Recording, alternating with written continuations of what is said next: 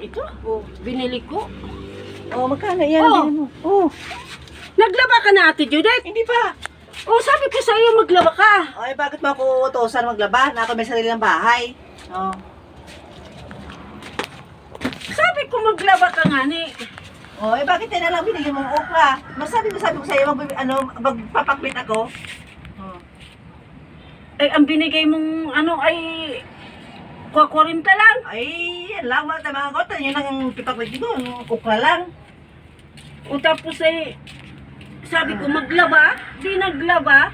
Ay, bakit mo ko utusan maglaba? Ako may sariling bahay. Ako na nga palang malaba. Sige, laba. Ako na nga palang malaba. Ako yung magpapakbit. Okra. Malaba ako. May yung tubig. Ay, wala pang tubig. Sabi ko malaba ako.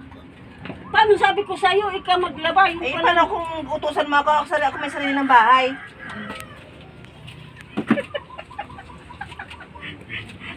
ang okra pa naman ay ano. Maliliit. Oh, Maliliit ang okra ang binili mo. O, yan lang ang papapitin ko.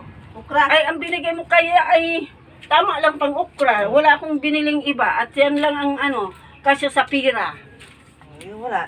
Yan lang ang ano natin, lutuin natin. Gusto ko na mag ano, kaso walang tubig.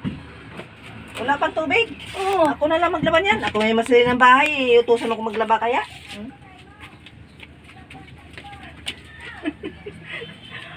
Ay anong gagawin natin?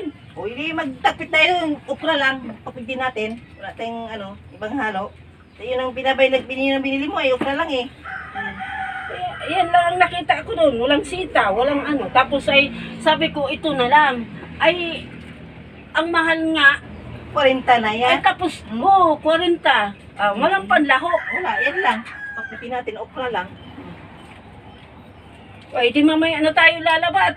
Mamaya na ako lalabat. Walang tulo ang ano, tubig. Walang Hindi, tubig. mamaya na lang maglaba. Ako na may masariling bahay. Ako bang utosan mo maglalaba?